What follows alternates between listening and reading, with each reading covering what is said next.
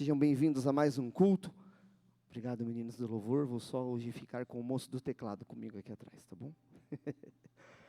Tudo bem, irmãos? Graças a Deus, Deus nos conduziu mais uma vez a mais uma noite de culto e adoração ao Senhor. Amém?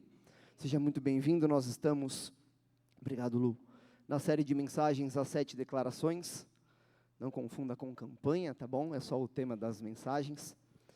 E nós estamos chegando ao final dessa série, já nas últimas palavras de Jesus. E essa noite nós vamos falar sobre a frase, está consumado. Amém? Eu peço que você fique de pé só mais um minutinho para nós lermos o texto que vai de encontro essa noite com o tema. E como sempre, eu sempre luto com um negocinho que passa o slide, mas vamos ler juntos. Permaneçam em pé só para a nossa leitura e oração inicial, amém? Pode ser, amém? Nós vamos ler João 19, dos versos 28 a 30, e diz assim, verso 28, Jesus sabia que a sua missão havia terminado, e para cumprir as Escrituras, e aqui uma pausa, está sublinhado, eu gostaria que no 3 você repetisse essa parte para gravar bem, ok? 1, 2, 3, para cumprir as Escrituras, disse, estou com sede. Verso 29, havia ali uma vasilha com vinagre, de modo que ensoparam uma esponja no vinagre, a colocaram na ponta de um caniço de isopo, e a ergueram até os lábios de Jesus. Verso 30, depois de prová-la, Jesus disse, está consumado. E então, inclinou a cabeça e entregou o Espírito. Amém? Gostaria que você fechasse seus olhos nesse momento, para nós iniciarmos esta parte do culto. Peça a Deus para que Ele venha essa noite, sobre o seu coração, sobre a sua mente, sobre o seu entendimento, trazendo nesse momento tudo aquilo que Ele já havia preparado para trazer para nós nesta noite. Amém? Senhor nosso Deus, nós damos graça ao Senhor, Pai, porque nós não temos para onde ir senão o Senhor, para buscarmos as Tuas palavras. Jesus, nós fizemos uma jornada até aqui, ouvindo aquilo que o Senhor disse, antes do seu último suspiro. Nós te pedimos, Jesus, visita-nos mais uma vez nessa noite, Senhor. O Senhor é o nosso Salvador, é o amado das nossas almas, é aquele que estendeu a mão para nós quando ninguém mais estendeu. Por isso nós pedimos, Jesus, traz sobre nós a revelação da Tua palavra, traz direção ao nosso espírito, traga-nos sabedoria com aquilo que o Senhor vai falar para nós esta noite, Pai. Nos faça entender o poder que saiu dessas Suas palavras, quando o Senhor disse, está consumado. E conduza-nos, Deus, conduza-nos no Teu caminho, e prepara-nos essa noite, para que nós possamos sair daqui, vivendo uma vida, de quem de fato entendeu, o que o Senhor fez por nós, quando disse que estava tudo consumado. Nós te pedimos isso essa noite, conduza o Teu culto nesse lugar, segundo a Tua vontade, é o que nós queremos e pedimos, em nome de Jesus, amém. Pode se assentar, meu irmão.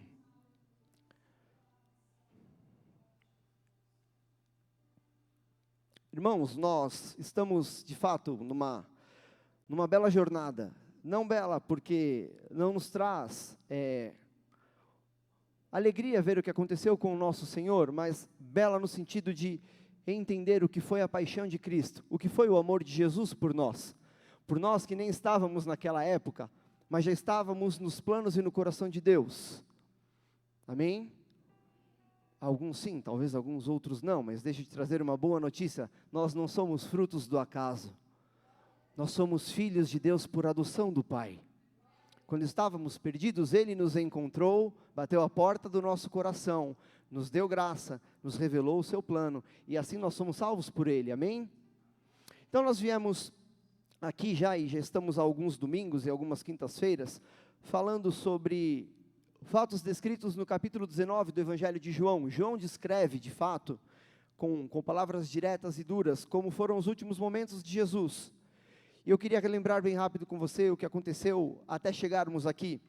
Até chegarmos aqui, Jesus disse algumas palavras. Primeiro ele disse uma palavra de perdão, foi a primeira palavra dele na cruz, quando ele disse, Pai, perdoa-lhes porque não sabem o que fazem. E de fato isso revela uma faceta muito clara de nós, humanos, da nossa humanidade, mesmo convertido. Muitas vezes nós falamos as coisas achando que entendemos com a nossa razão humana, mas de fato nós não as entendemos na profundidade.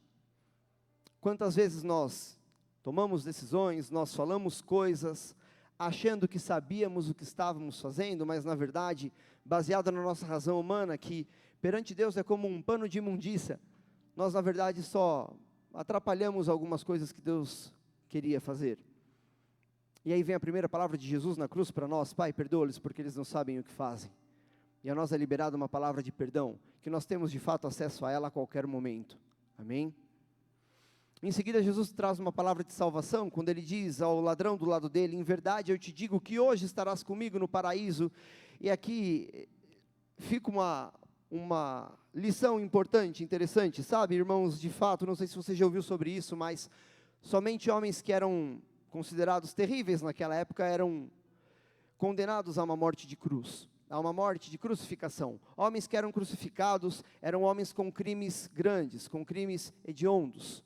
Eram homens que, perante a sociedade, não tinham valor. E enquanto Jesus está sendo julgado dessa forma, um homem que de fato era visto como hediondo pela sociedade, ao lado de Jesus, clama por perdão. E a palavra de Jesus para ele é: ainda hoje estarás comigo no paraíso. Isso nos mostra algo interessante.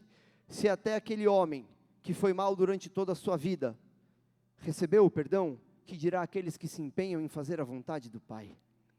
Essa palavra nos revela que de fato o céu não é para aqueles que são bons, é para aqueles que se arrependem do que fizeram. É duro isso, né, irmão? É uma palavra quase escandalosa, mas de fato o céu é para aquele que percebe que não há outro caminho senão Jesus Cristo. Seja durante toda a sua vida, ou seja na sua última fração do seu último suspiro, o céu é para aqueles que se arrependem em vida.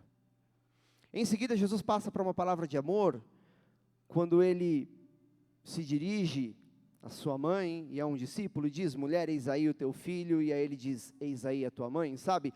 Não entenda isso como Jesus sendo mal educado com a sua mãe, pelo contrário, ali ele concilia, ali ele mostra o centro do que foi o Evangelho: amar a Deus acima de todas as coisas e ao próximo como a ti mesmo. Na ida de Cristo desse mundo, ele deixaria pequenos cristos, nós cristãos, amém? Amém? Aleluia, para cristãos esta noite, amém. E ali Jesus mostra que, olha, apesar dele partir, ele deixa uma lição interessante: olha, aqui está a sua mãe, ame-a, aqui está o seu filho, ame-o, amem-se, cuidem-se, cuidem uns dos outros. E de fato, pela graça de Deus, nossos irmãos lá atrás cuidaram uns dos outros e da mensagem do Evangelho, até que um dia essa mensagem atingiu a minha e a sua vida, e é pregada aqui hoje nesse lugar, amém?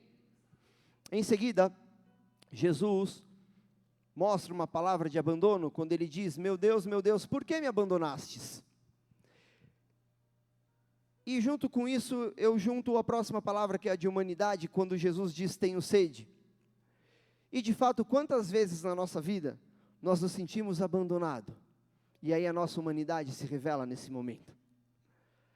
Sabe, a sensação de abandono não é uma boa sensação. O abandono nos deixa fragilizado, o abandono nos deixa à mercê de aceitar coisas que, normalmente, se nós não estivéssemos carentes, nós não aceitaríamos. E Jesus ali mostra na cruz, e também cumprindo, né, e citando um salmo, ele diz: meu Deus, por que me abandonastes? E de fato, em alguns momentos, parece que Deus nos abandonou.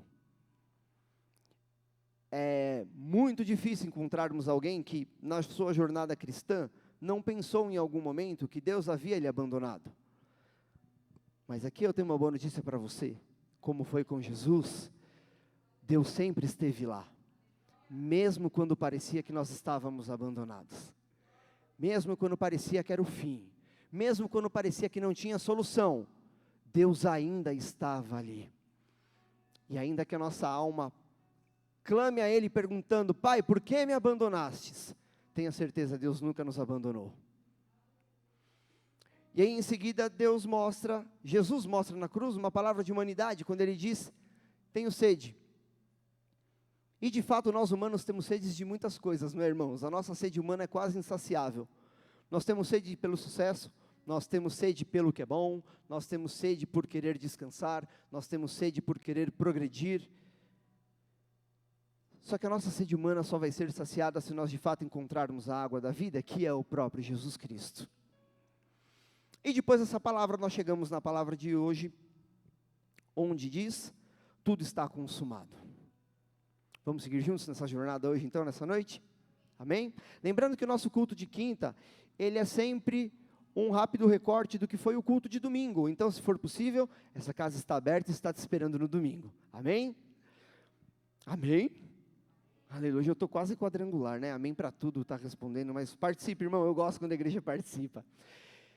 Há uma palavra dita por Jesus nesse momento do está consumado, que é tetelestai. E aqui eu quero chamar a sua atenção, porque essa foi a palavra que mudou tudo. Em grego, tetelestai é uma expressão que significa está consumado, ou está pago, ou está liquidado. Qualquer uma dessas três definições se encaixa na palavra tetelestai. E aqui eu quero falar com você nessa noite, para resumirmos o que foi dito no domingo, 3 liquidações. Não tem nada a ver com Black Friday, né? Nossa, lá vem o irmão, vai falar liquidação do Magazine Luiza, da Casas Bahia. Não, não é isso não, irmãos. Aqui nós vamos ver o que Jesus quis dizer, 3 pontos de vistas que se completam do que Jesus quis dizer quando ele, na cruz, percebendo que era o seu fim, diz, está consumado. Nós veremos como Jesus liquidou na cruz a dívida do homem com o pecado, o desejo da justiça de Deus e o abismo que separava o homem de Deus. Você crê que Cristo foi suficiente para liquidar esses 3 abismos? Amém? Vamos entender como foi que aconteceu então? Primeiro, nós vimos em toda essa trajetória nesses cultos, que nenhuma das frases que Jesus disse na cruz, nenhuma delas, foi dita sem propósito. Sabe, eu de fato quero chamar você a imaginar a cena que João descreve no capítulo 19. João começa descrevendo o início da tortura de Jesus, colocando sobre a cabeça dele uma coroa de espinhos. E então Jesus começa um processo onde ele é humilhado pelos homens de várias formas. Ele é açoitado, sobre ele é colocado um manto em forma de zombaria, esse manto lhe é arrancado, a coroa de espinhos é colocada sobre sua cabeça, ele fica nu, fica exposto, é obrigado a levar o seu próprio madeiro ao Gólgota, e lá depois da cruz montada, é crucificado, é exposto, né, em forma de cruz, é pregado naquela cruz. E eu não sei se você já teve curiosidade, se você já assistiu a algum filme sobre a Páscoa, ou que fale sobre a paixão de Cristo, você já deve ter visto alguma cena dessa forma, fica até mais fácil imaginar. Mas fora esses filmes, há uma série de estudos na internet, de médicos que se propõem a dizer o que Jesus sentiu, ou o que os homens sentiam quando eram crucificados. E uma das coisas que me chamou muito a atenção quando via sobre esses estudos, é que a forma como é colocado os pés e o pulso, e a forma como ele é preso por pregos, gera uma dor muito forte, a ponto do corpo, né, se deixar ser solto. E nesse momento que o corpo fica solto e preso pelos pulsos, isso gera muita pressão na região do pulmão, do diafragma, e falar dói. Sabe, a Bíblia não descreve a situação que estavam os 2 ladrões do lado de Jesus, mas a situação de Jesus talvez era muito diferente, porque além dele estar crucificado, ele passou por um período de tortura antes de ir para a cruz. Então, eu gostaria que você tentasse imaginar essa cena, do nosso Salvador dessa forma, e como deveria ser dolorido ele ter que falar alguma coisa naquela cruz, e ainda assim, ele escolhe algumas palavras para deixar para nós. Sabe, nós vimos até agora que nenhuma das palavras que Jesus deixou foi à toa, foi escolhida ao acaso. E aí Jesus nesse momento, imagine esse período, Jesus já percebendo, porque é o que a Bíblia diz, Jesus já havia aqui, nesses versículos, percebido que a missão dele estava nos momentos finais. Ele já estava percebendo que estava chegando o momento onde o seu espírito sairia desse corpo carnal e prosseguiria para continuar nos planos de Deus. E aí a penúltima palavra que Jesus de fato fala para nós é, está consumado. De tantas coisas que Jesus poderia falar, Jesus usa uma palavra que é muito curiosa. Irmãos, a gente tem algumas palavras que são usadas em questões muito específicas. Essa é uma delas. Tetelestai era utilizado naquela época. Aqui são 3 exemplos que talvez deixe bem claro qual a mensagem que Jesus queria passar. Tetelestai era muito usado por comerciantes quando eles queriam falar que uma dívida entre 2 pessoas já não existia mais, que ela foi completamente paga. Tetelestai também era usado por juízes, quando eles queriam dizer que uma pena de alguém que deveria ser preso ou ficar preso, já foi paga, e dali para frente nada mais deveria ser cobrado sobre aquilo. E por último, Tetelestai também era usado por sacerdotes, quando eles iam terminar o seu sacrifício, e dizer que aquela oferta pelo pecado estava encerrada. Sabe, aqui Jesus, quando usa essa palavra, ele deixa uma mensagem bem clara para nós, de tudo que ele poderia dizer no final. O que ele escolheu dizer foi: todo aquele que deve alguma coisa, a partir de agora, já não deve mais nada. De tudo que Jesus podia dizer na cruz, ele escolheu dizer que eu e você estávamos livres de qualquer amarra do pecado a partir daquele momento.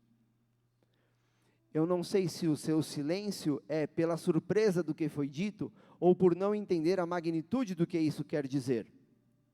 Por muitas vezes Jesus usou parábolas que contavam histórias de homens que deviam alguma coisa e já não deviam mais nada. Há uma que é muito icônica, que diz sobre um homem que devia muito dinheiro, e ele teve a sua dívida perdoada, então ele sai e vai cobrar um outro homem que devia para ele algo muito menor.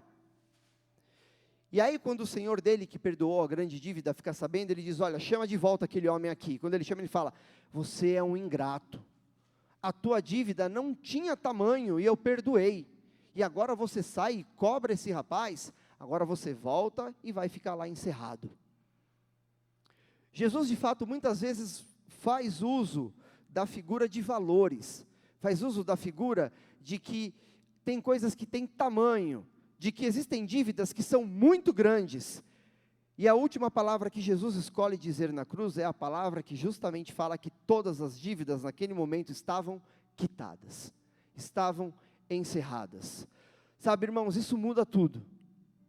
Isso nesse momento, em Jesus na cruz, naquele cenário, sendo a última palavra a ser dita por ele, antes do Espírito voltar ao Pai, muda tudo, porque isso, nesse momento ele quer dizer, que não importava o tamanho da dívida de quem estava ali, não importava o tamanho do pecado de quem estava ali, se era grande, se era pequeno, se era aceitado pela sociedade, ou se era aqueles que a gente quer esconder, se era de longo prazo, ou se era de curto prazo, se foi só um errinho, ou se era um erro constante na vida, não importa o tamanho do pecado, ali estava perdoado.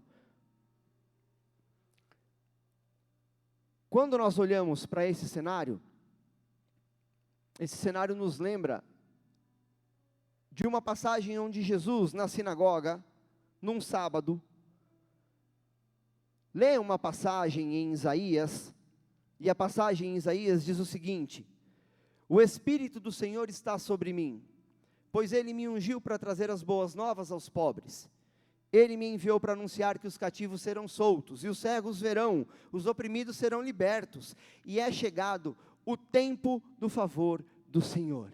E há algo icônico nessa passagem, com o que está acontecendo nesse momento na cruz, quando ele diz está consumado. Ali de fato começa o ano aceitável do Senhor. Eu não sei se você sabe o que era isso, ou o que era o ano do jubileu, e deixa eu explicar rapidamente o que é o ano do jubileu. Havia uma forma dos judeus se organizarem lá no Antigo Testamento, lá atrás em tribos, onde cada tribo e cada homem recebia um pedaço de terra, e esse pedaço de terra, esses homens eles eram livres para utilizar como eles achavam que era necessário, plantando, comerciando, guardando, dividindo, usando em escambo, usando em trocas, e de fato gente, não é todo mundo que nasce com espírito empreendedor. E tinham homens que se destacavam, e tinham homens que perdiam tanto no que tentavam fazer, que para pagar a sua dívida, se entregavam como escravos a outros homens. E assim a sociedade naquela época estava organizada, mas havia, depois de 50 anos, um ano chamado de Ano do Senhor. Nesse ano do Senhor, toda a sociedade voltava a se organizar do zero. Era como se todas as peças do tabuleiro voltassem para a caixa. No ano aceitável do Senhor, todos os homens tinham que devolver as suas terras. Todo aquele que era escravo era liberto. E toda a terra ficava lá esperando, parada. E os homens sobreviviam daquilo que eles tinham plantado naquele período. Quando Jesus, bem antes da crucificação, abre o livro de Isaías e lê na sinagoga dizendo que o ano do Senhor chegou. Vou voltar para ler o finalzinho do texto. Jesus fechou o livro, devolveu ao assistente e sentou-se. E todos na sinagoga o olhavam atentamente. Então ele começou a dizer: hoje se cumpriram as escrituras que vocês acabaram de ouvir. Quando Jesus na cruz diz: está consumado, Ele de fato inicia nas nossas vidas o ano aceitável do Senhor. A partir dali, o homem que reconhecesse a Ele como Senhor, não era mais escravo do pecado. O homem que reconhecesse a Ele como Senhor, não tinha mais a dívida de morte com o pecado. Aquele que reconhecesse Ele como Senhor, não dependeria mais das suas mãos para sobreviver, mas dependeria da graça e do favor do Senhor. Jesus, ao dizer na cruz, Tetelestai, naquele momento ele inaugura o período aonde todos que reconhecessem Ele como Salvador, estariam voltando para o mesmo ponto espiritual, perdoados pelo sacrifício do Cordeiro, que liquidou a dívida do homem com o pecado. Essa foi a primeira liquidação. Jesus liquida a dívida do homem com o pecado. Amém? Em seguida, é notório que Jesus, quando diz está consumado, Ele liquida o desejo de justiça messiânico. Meu Deus, Gustavo, é quinta-feira, 10 horas da noite, que quer dizer isso, meu Deus? Olha só, o está consumado de Cristo foi entendido de muitos pontos de vista. Talvez para o soldado romano, o está consumado quis dizer que acabou a bagunça desses judeus. Talvez o está consumado para o fariseu quis dizer, acabou essa loucura que esse homem veio falar. Talvez o está consumado para os discípulos significava que acabou um período que foi de luz, de glória, um bom período. Mas na verdade, quando Jesus fala está consumado, o verdadeiro sentido que ele quer dizer é que o desejo de justiça divina foi saciado ali naquele momento. Sabe, o mundo espiritual, assim como o nosso mundo carnal, normal, ele é regido por regras, ele é regido por leis. A Bíblia foi muito clara, desde Gênesis até a chegada de Jesus, como deveria ser o Messias para ser reconhecido como Messias. Não sei se você sabia, mas só no Antigo Testamento existem mais de 300 promessas sobre o Messias. Mas há uma delas em especial, os meninos do Retro conseguem abrir para mim bem rapidinho, não pedi antes, perdão, Gênesis 3,15. Há uma promessa em Gênesis, lá no começo.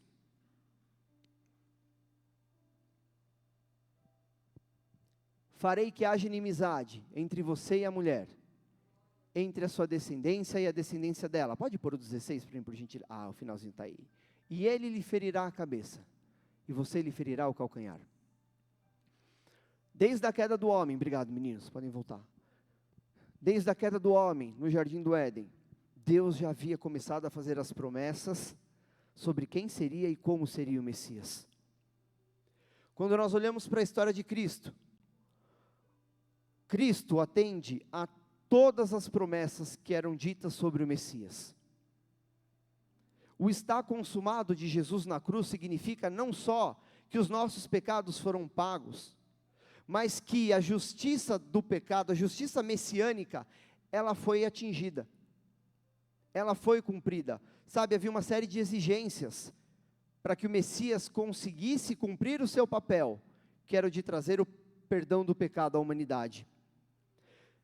Isso está tão claro em Jesus que no versículo 28 que nós lemos lá em João 19, diz que para que se cumprissem as Escrituras, Jesus disse, tenho sede. Jesus atende a todos os pré-requisitos para que a justiça divina fosse alcançada, sabe? E a justiça divina não era uma justiça fácil de conseguir, de conseguir se atender, porque havia uma lei para que as coisas acontecessem como deveriam acontecer. E a lei era essa: o pecado entrou nesse mundo por um homem, então ele deveria sair desse mundo também por um homem. Mas aí havia um problema, porque o pecado não atingiu só o corpo humano. O pecado, ele manchou a ligação entre o homem e Deus. Ele manchou essa relação espiritual entre o homem e Deus. E a Bíblia é muito clara quando ela diz que, agora pode participar, irmão, o salário do pecado é ou seja, se há pecado, haverá morte em algum momento de alguém. E durante muito tempo, essa morte, ela era paga com o sacrifício dos animais, em favor do pecado do povo. Mas chegou um, que além de homem, também era Deus. E a diferença desse sacrifício para os outros, é que a esse a morte não tinha domínio sobre ele. E já que a morte não tinha domínio sobre ele, se ele fosse entregue como sacrifício, o sacrifício estaria atendido eternamente. É aí que surge a figura do Messias. E pela graça de Deus, o Messias é o nosso Jesus Cristo. Eu acho que você está vendo um culto pagão, não é possível, porque o nosso pecado já foi pago. E eu não sei se você entende qual é o valor disso, porque nós estávamos condenados a uma vida de morte. Tim Keller, em um dos seus livros, diz que em qualquer relacionamento onde existe algum dano ou prejuízo, o custo será pago por alguém. Deixa eu lhe dizer uma coisa: esse custo deveria ser pago por mim e por você, mas ele foi pago por Jesus, o inocente, na morte de cruz. E é esse sacrifício que atende à justiça messiânica. Esse é o escândalo da graça. Enquanto nós deveríamos pagar pelos nossos erros, o único inocente que passou por esse mundo, pagou pelos erros de todos nós. Ele foi colocado em morte vicária, em morte de cruz. E lá em Romanos está escrito que agora, portanto, já não há nenhuma condenação para aqueles que estão em Cristo Jesus. A grande verdade é que aquela dívida que ainda vigorava sobre mim e sobre você, foi paga definitivamente por Cristo na cruz. Amém? E isso nos leva ao terceiro e último momento do que foi liquidado.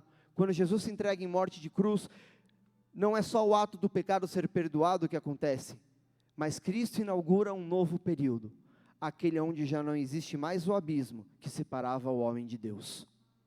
Quando Jesus diz que está consumado, que está quitado aquela dívida entre Deus e o homem, Ele quer dizer que, nesse momento, do sacrifício para frente, o homem teria dois caminhos a entender e a escolher. Ou o caminho onde não se reconhecia que Cristo era o caminho, ou a ideia que agora eu tenho um acesso direto a Deus. Só que esse acesso só é possível reconhecendo o senhorio de Cristo. Jesus mesmo disse: eu sou o caminho, a verdade e a vida, e ninguém vai ao Pai a não ser por mim. Jesus, quando diz está consumado,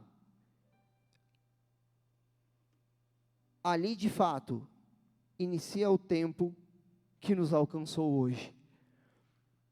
Hoje eu e você temos acesso direto a Deus. Hoje eu e você não precisamos mais de um sacrifício, de um sacerdote aqui humano oferecendo um animal, porque o próprio sacerdote se entregou em morte de cruz. Hoje, o meu acesso e o seu acesso, independente do que as pessoas falam, independente do que o inimigo fala, independente do que você mesmo fala para você, hoje o nosso acesso está garantido a um passo, o passo de reconhecer o erro e pedir perdão. Lá em Hebreus 10:20 está escrito: por sua morte, Jesus abriu um caminho novo e vivo, através da cortina que leva ao lugar santíssimo. Sabe, esse versículo faz menção aquele lugar que separava o sacrifício oferecido a Deus do sacerdote que oferecia o sacrifício. Sabe, havia um véu que separava o lugar onde acontecia o sacrifício dentro do templo. E esse véu era um pano mesmo separando aquele lugar, e esse véu ele resistiu a tantas coisas, a tantas migrações do povo hebreu, a tantas guerras, a tantas situações intacto. E a Bíblia diz que no momento que Jesus oferece seu Espírito e morre, aquele véu se rasga de cima a baixo. E ali Deus finalmente mostra a simbologia que Ele estava ali de fato, daquele dia em diante, acessível a qualquer ser humano. Dali para frente, nós somos livres para ultrapassar o abismo que separava a nossa vida de Deus. E aí eu quero te perguntar uma coisa antes de nós irmos para a reflexão final, e eu já quero até que você fique de pé nesse momento, que nós vamos rapidamente falar sobre isso e entrar na reflexão. Será que você ainda se lembra como você era ou como a sua vida era antes de você conseguir ultrapassar esse abismo que te separava de Deus? Irmãos, deixa eu comentar um pouco desse abismo. Esses dias eu pensando, né, nas vezes que eu tenho a oportunidade de poder subir e pregar a palavra de Deus aqui em cima, e pensando, nossa, tem vezes que os cultos terminam, tá meio tenso, o clima tá meio triste. Falei, meu Deus, as pessoas devem ficar, volta para casa chateada, chorando, né, no fim dos cultos, né, e pensando, né, mas a palavra de Deus nos traz alegria. Então, eu gostaria que você entendesse esse momento agora dessa reflexão, não como um momento de você lembrar de um período ruim, mas que você tentasse refletir com alegria, como era a sua vida antes de você ter acesso direto a Deus. Você se lembra como era a sua vida antes de você encontrar ao Senhor como o Senhor e Salvador da sua vida? Esses dias eu refletia sobre como era a minha vida antes de encontrar ao Senhor e como foi meu processo de conversão. E eu sempre fui uma pessoa que tem que tomar cuidado com as piadas, que eu sempre fui um cara de fazer piada. Talvez alguém me veja aqui em cima pregando mais assim, mas me dá 10 minutos lá atrás, irmão, tem que falar, meu Deus do céu, me perdoa, Deus.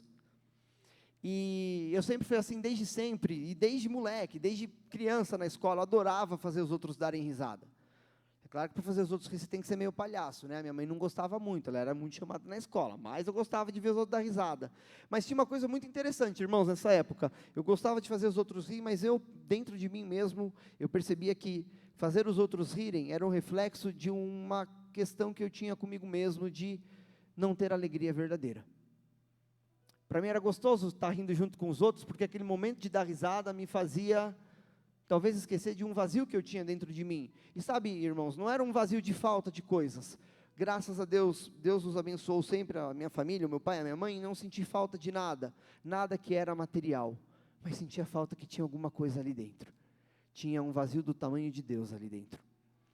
E aí eu me lembro que, na idade dos juniores, 13, 14 anos, num culto de campanha, Jesus foi gracioso e Ele foi maior do que a campanha. E Ele foi maior do que o pregador naquela noite. E de fato eu escutei o que Ele queria falar e o que Ele queria dizer. E eu me lembro que naquele dia, naquela noite, foi a primeira vez que eu senti o que Jesus disse aqui. Aquela noite eu senti que alguma coisa tinha se consumado.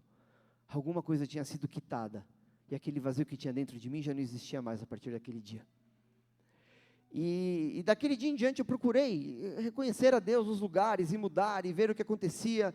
E eu sempre gostei muito de música e eu sempre fiquei vidrado quando eu via a banda ao vivo tocando. E era moleque, 13, 14 anos.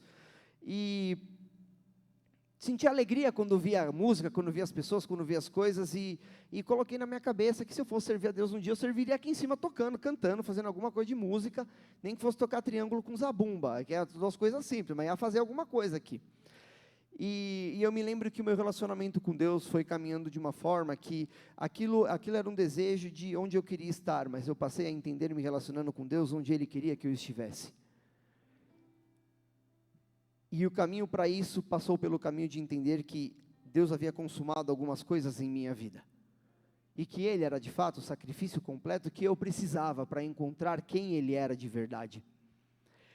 E eu coloquei um trechinho aqui embaixo desse slide do Refletir e Praticar, porque quando eu li esses 3 itens finais, que nós vamos rapidamente falar sobre ele, eu me lembrei desse trecho, que é um trecho de uma música. Então, para nós terminarmos, o que eu gostaria que você levasse desse culto hoje para casa, é que Jesus é a plenitude da nossa vida. Que Jesus, quando escolheu se entregar, Ele não escolheu se entregar à toa. Ele se entregou porque Ele era o nosso sacerdote. Isso quer dizer que Ele é o sacrifício perfeito. Isso quer dizer que Ele entendeu, escolheu a missão e se entregou na missão de ser o sacrifício que quitou a nossa dívida com Deus. O sacrifício de Jesus é tão completo que Ele não deixa margens para dúvida. A Bíblia fala sobre Ele desde Gênesis. E tudo que era necessário se cumpriu naquele momento de cruz.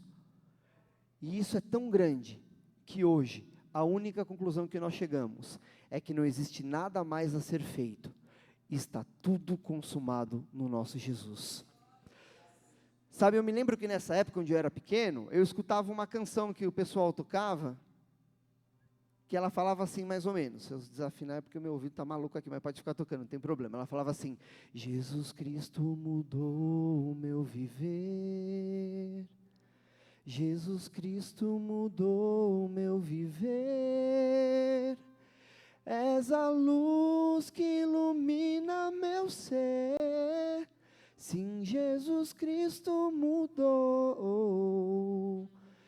meu viver.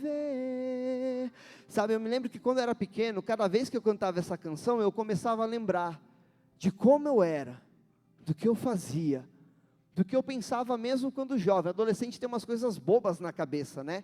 Adolescente acha que nunca vai conseguir um bom emprego. Irmãos, quantas vezes eu pensei: meu Deus, eu vou acabar a escola, eu vou virar mendigo, eu não sei no que trabalhar. Será que meu pai e minha mãe vão me sustentar para sempre? Será que eu vou ser alguém na vida? Será que eu vou conquistar? Será que eu vou ter mulher um dia? Será que eu vou ter filho um dia? Eu era meio gordinho, irmão, gordinho, branquinho assim, parecia uma bolinha de neve, sabe? E aí eu falei: meu Deus do céu, eu não vou arrumar ninguém na vida. Adolescente tem muito disso, né, irmão? Se menospreza, acha que não vai ser ninguém, acha que os outros julgam, e a gente leva isso às vezes para a idade adulta, sabe? Mas cada vez que alguma coisa queria chegar perto de mim, ou me atingir, eu me lembrava dessa canção, que na segunda parte falava: diferente hoje é o meu coração, diferente hoje é o meu coração, Cristo deu-me paz e perdão, sim, diferente hoje é o meu coração.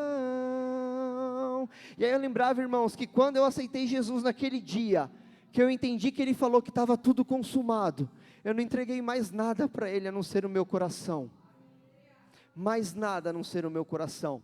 E quantas vezes a gente caminha nessa vida e esquece que o altar que Ele habita é dentro do nosso coração, e esquece que o lugar que Ele mexe, que o lugar que Ele quer morar, que o lugar onde diz lá em Apocalipse que Ele está na porta batendo é o nosso coração, e que é lá dentro do nosso coração que Ele faz o que tem que fazer, e que Ele está doido para entrar no nosso coração, sentar com a gente lá na mesa e falar: está consumado, meu filho, eu já levei tudo, o que era grande e o que era pequeno, eu já levei o pecado que você acha que a sociedade aceita, eu já levei o tanto que você mentia, e já paguei também pelo pecado que você quer esconder de todo mundo, está consumado. E aí eu lembro que a parte que volta para o refrão dessa música fala assim: o amor só conheci em canções que falavam de ilusões, mas tudo agora é diferente, isso falo a toda a gente, pois Cristo deu-me seu amor. E aí, irmãos, foi quando as coisas realmente de fato mudaram na minha vida. Quando eu entendi que, lá em João 3,16, quando Deus fala assim, ó, que Ele entregou o único Filho dEle, para todo aquele que nele crê não pereça, tenha vida eterna. Ali eu entendi o que é o verdadeiro amor. Sabe, a última coisa que Jesus falou antes de entregar o Espírito dEle para Deus, foi que tudo estava consumado. E quando eu penso na nossa pequenez, e no tamanho dEle, e em tudo que Ele podia ter falado, Ele podia ter falado que a gente tem poder sobre os demônios, ele podia ter falado que o diabo está debaixo dos nossos pés, ele podia ter falado que o cristão é um povo que vence, ele podia ter falado tanta coisa na última frase dele, mas a última que ele fala para mim e para você é: não importa o que você fez, tudo já está pago. Isso nos conduz a um caminho de uma vida diferente.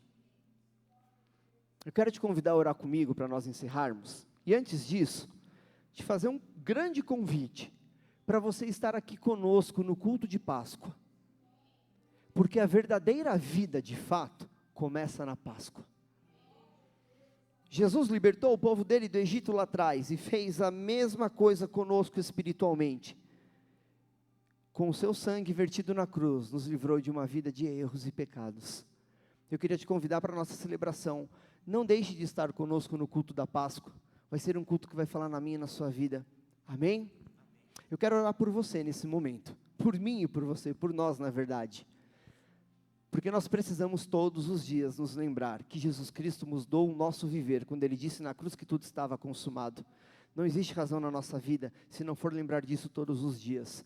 A nossa vida de cristão não é fácil, irmão. Na graça parecia, aliás, antes da graça parecia difícil, mas na graça, irmão, pelo amor de Deus. Se odiou seu irmão, é parecido com morte. O homem olhou para uma mulher com um olhar estranho, ele já pecou de adultério. A vida do cristão é difícil, irmão. Jesus está aí para falar que está tudo consumado. Então eu quero orar por mim e por você nesse momento. Você pode fechar os seus olhos, colocar a mão no seu coração, porque é dentro dele que Jesus traz paz e perdão. Jesus, nós somos tão gratos a Ti essa noite, Senhor, porque o Senhor nos deu uma coisa que nenhum dinheiro no mundo compra, Pai. O Senhor nos deu uma coisa que nenhum conforto da nossa vida em qualquer momento vai comprar. O Senhor nos deu paz. O Senhor não nos deu a paz que é não ter lutas. O Senhor nos deu a certeza de que tudo vai ficar bem e de que tudo já está bem porque o Senhor está conosco. Jesus, obrigado porque essa paz só veio porque o Senhor declarou sobre nós que tudo foi consumado. Obrigado, Jesus, por aquele dia que o Senhor nos amou, por aquele dia que o Senhor fez cumprir a missão do Pai, por aquele dia que o Senhor atendeu ao chamado de Deus, por aquele dia onde o Senhor é o centro, de quando diz que o Senhor nos amou de tal maneira que entregou o seu único filho. E você, Jesus, é o único filho, era o único filho. Obrigado por ter se entregado como o primogênito, como o primeiro, e nos fazer irmãos. Jesus, nos abençoa, nos ajuda todos os dias, Senhor. A nossa caminhada não é fácil nessa terra, Pai. A nossa caminhada passa por erros, por tropeços, por tentação, por cair nos mesmos erros mais de uma vez, mas o Senhor deixou para nós esta palavra. Se nós reconhecermos o Senhor como o Senhor tem perdão em todos os dias, porque o Senhor é o sacrifício perfeito consumado na cruz. Pai, nos leva desse culto essa noite, nos fazendo lembrar que o Senhor é o sacrifício perfeito, que não existe nada mais, que nós não precisamos de nada mais a não ser do Senhor.